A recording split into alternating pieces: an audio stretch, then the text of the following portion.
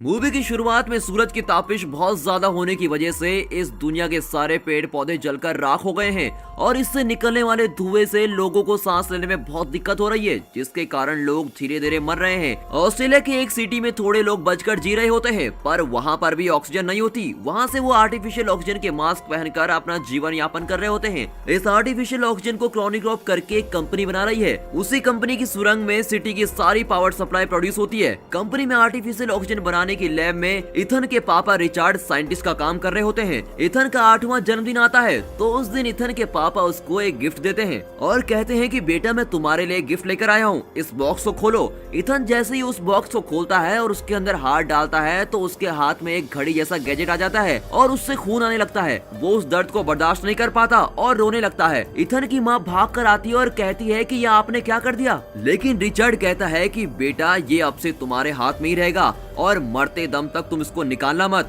ये तुम्हें इस दुनिया में पहचान दिलाएगा। अब ये कहकर इथन के पापा रिचर्ड वहाँ से निकल जाते हैं। लैब में जाने की थोड़ी देर बाद रिचर्ड के पापा से इथन को फोन आता है और कहता है कि तुम और तुम्हारी माँ थोड़ा चल कर आओ, मैं तुम्हारा इंतजार कर रहा हूँ। इथन और उसकी माँ आर्टिफिशियल ऑक्सीजन का मास्क पहनकर रोड पर चल रहे होते हैं। तभी कुछ लोग इथन की माँ को शूट कर देते हैं और उसको जान से मार देते हैं। उसका मास्क और इथन का मास्क निकाल कर वहाँ से चले जाते हैं। अब इथन पापा पापा करके पुकार रहा होता है कि पापा बचाने के लिए आएंगे, लेकिन वो आता ही नहीं। तभी जूडो करके एक आदमी आता है जो कि आर्टिफिशियल ऑक्सीजन का मास्क देकर उसको वहाँ से बचाकर ले जाता है और उसको अपने साथ पालने लगता है। इथन के पापा रिचर्ड के काम करने वाली क्रोनिकॉप कंपनी में वो एक इलेक्ट्रिसिटी डिपार्टमेंट में काम कर रहा होता है। अचानक एक दिन वहाँ पर पावर प्रॉब्लम आती है और उसको रिलोड करने के लिए इथन बहुत ट्राई करता है। तभी अलर्ट आता है कि अगर 30 सेकंड में उसको ठीक नहीं किया गया तो एक बहुत बड़ा बॉम्ब ब्लास्ट होगा। इथन कैसे भी करके उसको ठीक कर देता है। ऐसी पावर प्रॉब्लम ठीक करने में इथन बहुत ही माहिर हो जाता है। उसके बाद ड्यूटी खत्म करके सारे वर्कर्स लाइन में खड़े हो जाते हैं। फिर उनकी आंखों को स्कैन कर रहे होते हैं। उसके लिए वो मास्क निकालते हैं और मास्क निकालते वक्त उस वर्कर्स में से एक खून की उल्टी कर रहा होता है। ये आर्टिफिशियल ऑक्सीजन सबको सूट नहीं करता और इसी की वजह से बहुत लोगों को ऑक्सीजन सिकनेस हो जाता है, जिसके शिकार होकर वो थोड़े दिनों में ही मर जाते हैं। तभी दिखाते हैं कि एक सिख आदमी अपने आप को आग लगाकर जला रहा होता है और ये सब इथन की आंखों के सामने हो रहा होता है। वहाँ से कट करके मूवी का टाइटल 2067 डाल के मूवी शुरू होती है। हमारा हीरो इथन शिफ्ट खत्म करके अपने घर जाता है। टीवी में उसके सामने न्यूज चल रही होती है। उसमें ऑक्सीजन सिकनेस की वजह से सिटी में बहुत से लोग थोड़े थोड़े करके मर रहे होते हैं। यहाँ कॉर्निकॉर्प कंपनी ऑक्सीजन सिकनेस के लिए सोल्यूशन की खोज करने की ट्राई कर रही होती है और जैसे इथन के पापा का नाम टीवी पर आता है वो गुस्सा होकर टीवी बंद कर देता है। तभी उसकी वाइफ वर्क खत्म करके घर आ जाती है और दोनों जॉली से बात कर रहे होते हैं। तभी दिखाते हैं कि अचानक उसकी वाइफ भी खून की उल्टी करती है। उसको भी वही ऑक्सीजन वाली बीमारी हो जाती है। काम करते करते वो भी टेंशन में आ जाता है और सोचता है कि मेरी वाइफ भी कुछ दिनों में मर जाएगी। उसी वक्त थोड़े ऑफिसर्स इथन को ग्राउंड फ्लोर पे बुलाने के लिए आते हैं और उसको जबरदस्ती बुलाते हैं। ये देखकर इथन डर जाता है। तभी वहाँ पर जूड आता है। जूड कहता है कि चलो चलते हैं, देखते हैं कि क्या करते हैं। वहाँ कॉर्निक्रॉप कंपनी की सीईओ रिजिना को मीट करते हैं। रिजिना कहती है कि हमारी सिटी की हालत दिन ब दिन खराब होती जा रही है, लोग धीरे धीरे करके खत्म हो रहे हैं। वो कहता है कि वो सब तो ठीक है, पर मुझे यहाँ पर क्यों बुलाया है और मैं कर भी क्या सकता हूँ। तब रेजिना कहती है कि तुम ही हम सबको बचा सकते हो। इथन को कुछ भी समझ नहीं आता कि ये ऐसा क्यों बोल रही है। रेजिना इथन को और उसके दोस्त जूड को लैब में लेके जाती है। वहाँ पर साइंटिस्ट बिली इथन को वेलकम करता है। उस लैब में एक टाइम मशीन होती है। वो इथन को दिखाकर कहता है कि इसको तुम्हारे पापा रिचर्ड ने खोज निकाला था। इसमें से एक मैसेज हमने फ्यूचर को यानी कि 2467 में भेजकर चेक करके देखा और वहाँ से भी एक मैसेज वापस आया और वो क्या मैसेज है तुम खुद ही देख लो। रेजिना इथन को वो मैसेज दिखाती है। इथन वो देखकर बहुत ही शॉक हो जाता है क्योंकि उसमें कहा हुआ होता है कि इथन को भेजो। वो भी वो मैसेज इस प्रेजेंट टाइम से 400 साल बाद से आया था और उसमें 400 साल आगे भेजने की यानी कि फ्यूचर में भेजने की बात कही गई होती है। वो देखता है कि फ्यूचर में 400 साल बाद लोग जिंदा हैं। उसे बहुत ताज्जुब होता है क्योंकि ऐसे आर्टिफिशियल ऑक्सीजन यूज करेंगे तो थोड़े दिन में ही सब मर जाएंगे। फिर कैसे 400 साल बाद भी ये मशीन और लोग जिंदा हो सकते हैं और उनको हमारा नाम कैसे पता है, मुझे कुछ भी समझ नहीं आ रहा। और वो लोग हमको क्यों बुला रहे हैं, उसको कुछ भी समझ नहीं आता। रेजिना कहती है तुम इस मशीन के जरिए 400 साल के एक दिन पहले फ्यूचर में जाओगे और इस मैसेज को किसने टाइप करके भेजा है उनसे मिलना होगा और उनके पास बात करके इस डिजीज की दवाई पूछकर मांग कर लानी होगी और उन लोगों ने तुम्हें ही बुलाया है इसलिए तुम्हें ही जाना होगा। तुम्हें ही दवाई को ढूंढ कर लाना ही है। यहाँ पर मौजूद हजारों लोग अपनी मौत और जिंदगी के बीच लड़ रहे हैं। फिर बिली बोलता है कि इसमें एक प्रॉब्लम भी है, हम सिर्फ तुमको यहाँ से भेज सकते हैं पर वापस आने का रास्ता तुमको ही ढूंढना पड़ेगा। रेजिना कहती है कि फ्यूचर में भी ऐसे ही कुछ जरूर होगा जिससे तुम वापस आ सकोगे। और ये सुनकर इथन कहता है कि ये सब मुझे नहीं करना, मेरी वाइफ को ऑक्सीजन प्रॉब्लम है, मैं उसके साथ रहना चाहता हूँ क्योंकि उसके आखिरी के दिन बचे हैं, उसको छोड़कर मैं बिल्कुल भी नहीं जाऊंगा। और ये बोलकर इथन वहाँ से निकल जाता है। उसके बाद इथन और उसका दोस्त एक जगह बैठकर बात करते हैं। तब इथन अपने दोस्त के पास कहता है कि मेरे पापा रिचर्ड की तरह मैं अपनी वाइफ को कभी भी अकेले नहीं छोड़ने वाला हूँ, इस वक्त मैं उसको अकेला छोड़कर तो कतई नहीं जाऊंगा। तभी जूड कहता है तुम दूसरों के लिए दवाई लेने नहीं जा रहे हो, तुम अपनी वाइफ के लिए भी दवाई लेने जाओगे वहाँ। और फिर उसका मन बदल जाता है। इथन घर जाकर जो कुछ हुआ वो सब बातें अपनी वाइफ को बता रहा होता है। वो सुनकर उसकी वाइफ कहती है कि तुम कैसे इतने सेल्फिश हो सकते हो, तुमने देखा था पिछले साल मेरी क्लास में 20 बच्चे पढ़ रहे थे पर अब सिर्फ क्लास में 12 ही बचे हैं, ऐसे ऑक्सीजन की कमी से मरने से बेहतर है तुम वहाँ जाकर दवाई लेकर आ जाओ, तभी सब खुश रह पाएंगे। ये सब तुम करोगे तो मुझे बहुत गर्व होगा, तुम जरूर मेरे लिए दवाई लेकर वापस आओगे, मुझे तुम पर बहुत भरोसा है और तुमको जाना ही होगा।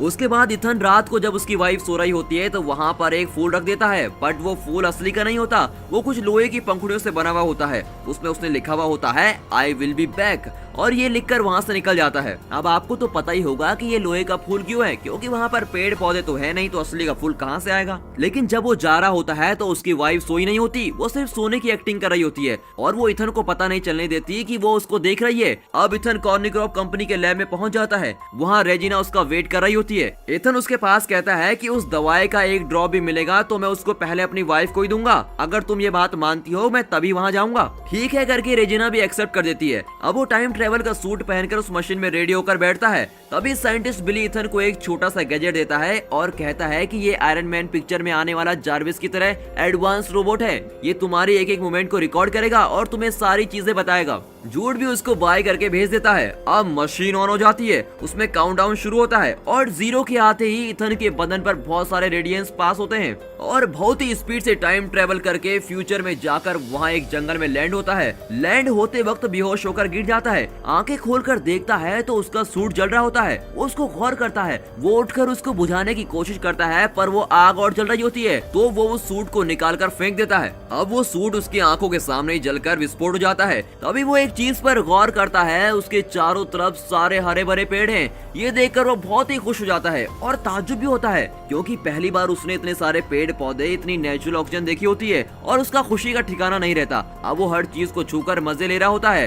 दोस्तों ऐसा सब हमारे साथ तो नहीं हो सकता, पर एक गेम के लिए पूछता हूँ, पेड़ पौधों के बिना आप इस दुनिया में कैसे सरवाइव करोगे? और क्या आपने कभी कोई पौधा लगाया है? अगर लगाया है तो कमेंट में जरूर बताना, और नहीं लगाया है तो प्लीज अब से लगाना शुरू कर दीजिए, क्योंकि आप जानते हैं ना, पेड़ हैं तो हम हैं। खैर चलिए वापस मूवी में आते हैं। अब वो उस गैजेट की मदद से रूट को फॉलो कर रहा होता है। वो जा रहा होता है तभी वहाँ पर एक आदमी का कंकाल पड़ा हुआ है और उसको देखकर वो डर जाता है। उसके कॉलर पर देखता है तो इथन वाइट करके लिखा हुआ है। ये देखकर तो वो बिल्कुल ही शॉक हो जाता है क्योंकि ये उसी का कंकाल होता है। अब वो उसकी खोपड़ी पर देखता है तो ये गोली का निशान होता है। तभी उस कंकाल के पास में देखता है तो वहाँ पर वैसा ही गैजेट होता है जैसा उसको बिली ने दिया होता है। वो उस पुराने गैजेट से अपने नए गैजेट के बारे में पूछता है, पर वो बोलता है कि मुझे टाइम ट्रेवल के बारे में कुछ भी नहीं पता। फिर वो कंकाल के हाथ में देखता है तो वैसे ही घड़ी होती है जैसे उसके पापा ने उसको दी थी। अब उसको अपनी प्रेजेंट घड़ी के बाजू में रखकर देखता है। देखने में दोनों एक ही तरह दिखती हैं, लेकिन गौर करने वाली बात यह है कि जो उसकी प्रेजेंट घड़ी है उसमें रेड लाइट होती है और उस कंकाल की घड़ी में ग्रीन लाइट जल रही होती है। अब वो उस पुराने गैजेट को ऑन करके चेक करता है और उसमें बात करने की कोशिश करता है, पर उसमें तो 2% ही चार्ज बचा होता है और वीडियो डिस्प्ले नहीं हो पाती, इसलिए सिर्फ ऑडियो चलती है। फिर वो ये कहता है कि आखिरी में जो इंसिडेंट हुआ था उसके बारे में ऑडियो प्ले करो। उस ऑडियो में थोड़े डायलॉग्स के बाद कोई इसको गन से शूट करने की आवाज सुनकर बहुत डर जाता है। ऑडियो के प्ले होने के दूसरे सेकंड में उस गैजेट में चार्ज खत्म हो जाता है। फिर वो सोचता है कि जैसी आवाज इसमें सुनाई दे रही है वैसी मैंने कहीं तो सुनी है, कहीं तो जरूर सुनी है। अब उसे ऐसा एहसास होता है जैसे इस दुनिया में अभी कोई जिंदा ही नहीं है। थोड़ा थोड़ा अंधेरा होने के बाद वो प्रेजेंट वाले गैजेट की मदद के साथ आग जलाकर उसके बाजू में बैठ जाता है। फिर वो कुछ फल वगैरह ढूंढ कर खाता है। उसके खाने के थोड़ी देर बाद जोर से बिजली चमकती है और बारिश शुरू हो जाती है। तभी देखते हैं कि दूर से कुछ रोशनी नजदीक आ रही है। उसके बाद एक आदमी उसके नजदीक आ रहा होता है। उसको देखकर ये सोचता है कि कहीं ये वही आदमी तो नहीं जिसने मुझे मारा था, और वो डर कर भागने की कोशिश करता है, पर वो बेहोश होकर गिर जाता है क्योंकि उस फल में जहर होता है। आया हुआ आदमी उसके हार्ट पे एक इंजेक्शन लगाता है। थोड़ी देर बाद आंख खुलने पर उस आदमी के नजदीक आने पर ही पता चलता है कि वो उसका दोस्त जूड है। तब जूड कहता है कि तुमने वो जहरीला फल खाया, इसलिए मैं तुमको बचाने के लिए यहाँ आ गया हूँ। तुम अपनी जान के लिए लड़ रहे थे, जिसको हमने गैजेट के जरिए देख लिया था। तुम्हें बचाने और तुम्हारा साथ देने के लिए मैं भी आ गया हूँ। दूसरे दिन सुबह हो जाती है। फिर इथन जूड को भी वही कंकाल दिखाता है जो उसने देखा था, और ये देखकर जूड भी बहुत आश्चर्यचकित हो जाता है। उसके बाद दोनों जल्दी जल्दी दवाई ढूंढने की कोशिश कर रहे होते हैं और कहते हैं कि हमें जल्दी वापस भी जाना है। फिर वो अपने गैजेट से हेल्प मांगते हैं। वो उसको नया रूट दिखाता है। उसको फॉलो करते जाते वक्त वहाँ पर एक दरवाजा दिखता है। सिर्फ इथन उस दरवाजे के पास जाकर खड़ा हो जाता है। जूड एक पेड़ के पीछे छुपकर बैठ जाता है। तभी उस डोर से एक इंस्ट्रूमेंट निकलकर बाहर आता है और इथन की आंखों को स्कैन कर रहा होता है, और दूसरे ही सेकंड वो डोर खुल जाता है। दोनों अंदर जाते हैं। अंदर बहुत ही अंधेरा है और थोड़ी दूर चलने के बाद एक सिस्टम को देखते हैं। उसमें वेलकम इथन करके एक मैसेज डिस्प्ले होता है। तभी मशीन में आता है कि डीएनए को एनालाइज करना होगा। वो जैसे ही सिस्टम के आगे हाथ दिखाता है, उसके हाथ में जो घड़ी होती है वो अपने आप उसका खून निकालती है। वो दर्द के कारण तड़प रहा होता है। कुछ ही सेकंड में इसकी घड़ी की लाइट रेड से ग्रीन हो जाती है। फिर ये लोग समझ जाते हैं कि हम कॉर्निक्रॉप कंपनी में ही हैं। उस सिस्टम में इथन आखिर में जो इंसिडेंट हुआ था उसको डिस्प्ले करने के लिए कहता है। उस डिस्प्ले में इथन के 8वें जन्मदिन के समय रिचर्ड उसको वो घड़ी जब पहनाता है, उससे पहले के लैब में होने वाले इंसिडेंट को वो दिखा रहा होता है। रिचर्ड टाइम मशीन के जरिए एक मैसेज फ्यूचर को सेंड करता है। तभी रिप्ले आता है कि सेंड इथन व्हाइट। ये देखकर रिचर्ड बहुत ही शॉक हो जाता है। सिर्फ वो ही नहीं, रेजिना और बिली दोनों भी शॉक हो जाते हैं। रेजिना पूछती है कि उन लोगों को तुम्हारे बेटे का नाम कैसे पता। रिचर्ड कहता है कि वही तो मुझे समझ नहीं आ रहा। रेजिना पूछती है कि वो लोग हमें सिर्फ मैसेज क्यों भेज रहे हैं, वो लोग यहाँ आकर हमसे बात भी तो कर सकते हैं। तभी उसके जवाब में बिली कहता है कि पावर फेलियर हो रहा है, और अगर पावर प्रॉब्लम ना हो तो उस तरफ से इस तरफ कोई भी आ सकता है। वीडियो प्ले होने के बाद ही वहाँ पर भी पावर प्रॉब्लम आ जाती है। तभी इथन को जूड पर कुछ शक हो रहा होता है और पूछता है कि जहरीला फल खाते ही एक डॉक्टर या साइंटिस्ट आ सकता था, पर तुम ही क्यों आए। उसके लिए जूड कहता है कि अभी बात करने का टाइम नहीं है, आओ हम यहाँ से निकलकर पावर प्रॉब्लम को सॉल्व करते हैं, अभी हम तुम्हारी वाइफ को बचा सकते हैं। इसको सुनते ही इथन कहता है कि जब देखो तुम मेरी वाइफ के बारे में बोलकर मुझे यूज कर रहे हो, और जूड से लड़ता है। टाइम मशीन लॉन्च होने के लिए अब सिर्फ 3 घंटे और 30 मिनट है, और उसमें वो काउंटडाउन शुरू हो जाता है। अब इन 3 घंटों के अंदर इनको 3 काम करने हैं। पहला कि इस तरफ से उस तरफ मैसेज किसने भेजा था, दूसरा ऑक्सीजन सिकनेस के लिए दवाई, और तीसरा है कि वहाँ की पावर सप्लाई को ठीक करना है, वरना वहाँ पर बहुत बड़ा धमाका हो जाएगा। अब वो सिटी के अंदर जाकर देखते हैं तो वहाँ पर सिटी सारी तहस नहस हो चुकी है, सब कुछ बर्बाद हो चुका है। वहाँ पर सारे लोग ऑक्सीजन न होने की वजह से मास्क के साथ ही वहाँ कंकाल में बने हुए हैं, और वहाँ पर लाइन से बहुत सारे कंकाल पड़े हुए होते हैं, कोई जिंदा नहीं होता। इथन अपनी वाइफ की क्लासरूम की जगह पर जाकर देखता है, वहाँ पर उसकी वाइफ और दूसरे स्टूडेंट सारे मरकर कंकाल में बने हुए होते हैं। अपनी वाइफ के कंकाल के हाथ में वो उसी फूल को देखता है जो उसने जाने से पहले उसको दिया था। उसमें उसकी वाइफ ने लिखा हुआ होता है कि तुम फिर वापस जरूर आओगे, मैं भगवान से प्रार्थना करूंगी। ये देखकर वो बहुत अपसेट होकर रोने लगता है। वो जूड को देखकर कहता है कि हम किसी को भी बचा नहीं पाएंगे, सब लोग मर चुके हैं, और फिर दीवार पर लगकर बैठ जाता है। रोते हुए वो जूड से कहता है कि अगर मैं अपनी वाइफ को छोड़कर नहीं आता तो उसके साथ ऐसा कुछ भी नहीं होता, और ये सब लोग मरकर ऐसे कंकाल बनकर पड़े हैं, इसका मतलब तो यही है कि मिशन ऑलरेडी फेल हो चुका है। लेकिन जूड कहता है कि चिंता मत करो। ये सुनते ही इथन उस पुराने गैजेट की आखिरी ऑडियो को फिर से प्ले करता है और उसको सुनता है। उसमें वो वैसी आवाज को सुनता है जैसे जूड निकाल रहा होता है, और वो सोचता है कि कहीं वो जूड ही तो नहीं जो मुझे मारने के लिए आया है। उस ऑडियो को सुनकर जूड भी बहुत डर जाता है। फौरन जूड अपने आसपास रखी हुई पिस्टल को निकालकर ऑडियो में आई हुई आवाज जैसे हीरो को धमकाता है। आखिरी में जूड कहता है, मैंने तुमको शूट नहीं किया और तुम भी मरे नहीं हो, इस इंसिडेंट को बदल दिया गया है। तभी उनको एक वार्निंग मैसेज सुनाई देता है कि 2 घंटों में पावर प्रॉब्लम सॉल्व नहीं हुई तो यहाँ पर बहुत बड़ा धमाका होगा। उसको सुनते ही वो सोचते हैं कि पहली 2 प्रॉब्लम तो हम सॉल्व नहीं कर पाए, पर एटलीस्ट इसको तो सॉल्व करना ही होगा। फिर वो दोनों उठकर सुरंग के अंदर जाते हैं। स्टार्टिंग में वो जिस जगह पर काम कर रहे होते हैं वो वही जगह होती है। इथन उस जगह की प्रॉब्लम को सॉल्व करके देखता है, पर वो सॉल्व नहीं होती। उसी वक्त उस रूम का दरवाजा बंद होने लगता है। रूम के बाहर खड़ा हुआ जूड भागकर उसको रोकते हुए इथन को बाहर आने के लिए कहता है। इसके लिए इथन कहता है कि अगर मैं भी बाहर आ गया तो यहाँ इस प्रॉब्लम को सॉल्व कौन करेगा, और मैं बाहर आ गया तो धमाका होकर सब कुछ बर्बाद हो जाएगा, उसके बाद कुछ भी ठीक नहीं हो सकता। अब जूड के हाथ को धक्का देकर वो उस दरवाजे के अंदर ही बंद हो जाता है। जूड बाहर से बहुत चिल्ला रहा होता है। उस रूम में ऑक्सीजन धीरे धीरे कम हो जाती है, लेकिन वो उस प्रॉब्लम को सॉल्व कर लेता है और बेहोश हो जाता है। तभी जूड उस डोर को तोड़कर अंदर आकर बेहोश हुए इथन को उठाकर वहाँ से बाहर ले जाता है और पावर सप्लाई फिर से एक्टिवेट हो जाती है।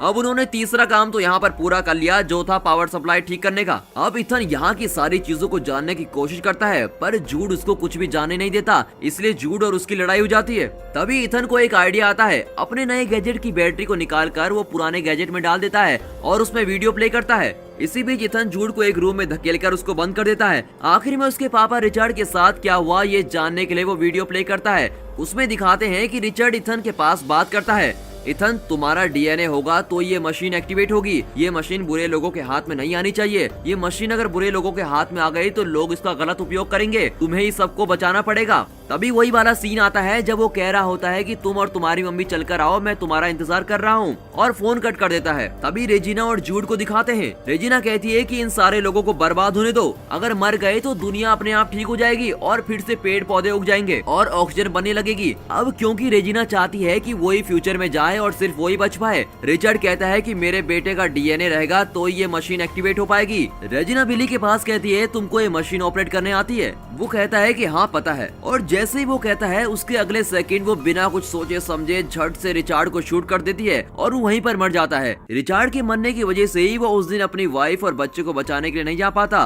और अब इथन को समझ में आ जाता है कि उस दिन पापा बचाने क्यों नहीं आए, और अब उसके दिल से अपने पापा के लिए नफरत चली जाती है। ये सब देखकर वो रो रहा होता है। तभी जूड उस रूम के अंदर का दरवाजा तोड़कर बाहर आ जाता है। वो वीडियो कंटिन्यूसली चलाता रहता है। उसमें रेजिना रिचार्ड को शूट करने के बाद जूड से कहती है कि इथन की माँ को मार कर लाओ और इथन को हमारे पास लेकर आओ, वो इस मिशन का की है और उसी के जरिए हम फ्यूचर तक पहुंच सकते हैं। ये सब देखने के बाद इथन गुस्सा होकर कहता है कि तुमने भी मुझे यूज किया है, और जूड को देखकर चिल्लाता है, पर वो जूड कहता है कि इसमें मेरी कोई गलती नहीं है, मुझे भी तुम्हारे जैसे यूज किया गया है। अब वो जूड अपने आप को सच साबित करने के लिए खुद पर गोली चला देता है और वहीं पर इथन के सामने मर जाता है। अब रेजिना ने इथन को फ्यूचर में इसलिए भेजा ताकि उसके डीएनए से वो मशीन एक्टिवेट हो पाए, और वही उसका मेन मोटिव था उसको वहाँ भेजने का। अब इथन ये सोच रहा होता है कि उन्हें यहाँ आने से कैसा रोका जाए। तभी अचानक उसके पापा रिचर्ड का भेजा हुआ फर्स्ट मैसेज आता है, जिसमें लिखा हुआ होता है कि ये मशीन बुरे लोगों के हाथ में नहीं आनी चाहिए। कट करके पास्ट में रेजिना उसके जाने वाले थोड़े लोगों के साथ टाइम ट्रेवल करने के लिए बिल्कुल तैयार है और इसका इंतजार कर रही होती है,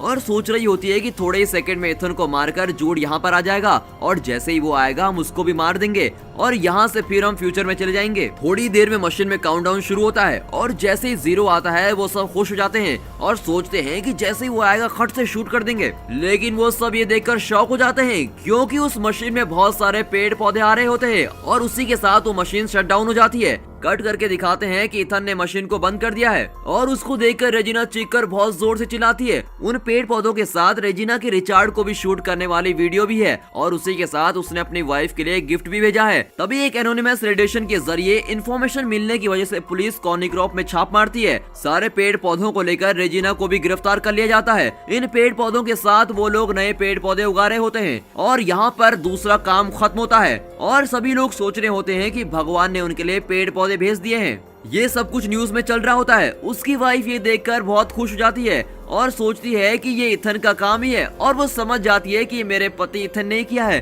तभी इथन का भेजा हुआ गिफ्ट एक लड़की आकर उसको देती है। उसको ओपन करके देखती है तो उसके अंदर असली का फूल होता है। उसको देखकर वो बहुत खुश हो जाती है और उसकी आंखों में आंसू आ जाते हैं। अब फ्यूचर में रह रहे इथन को दिखाते हैं। अब वो भागकर जाके सिटी को देखता है। वहाँ पर भी बहुत सारे लोग जिंदा हैं और सारी सिटी में हरे भरे पेड़ पौधे हैं और वहाँ पर बहुत खुश रहता है। और यहाँ पर ये मूवी खत्म होती है।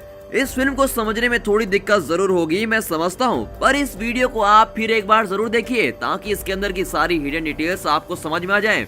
अब मैं आपसे एक सवाल पूछता हूँ, आपके पास एक ही चॉइस है, यानी कि आपको टाइम ट्रेवल करके अपने चाहने वाले साल और चाहने वाली जगह में जाना है, पर आप वापस नहीं आ पाएंगे, तो आप किस जगह जाना पसंद करेंगे हमें कमेंट सेक्शन में जरूर बताना। And finally thanks for watching.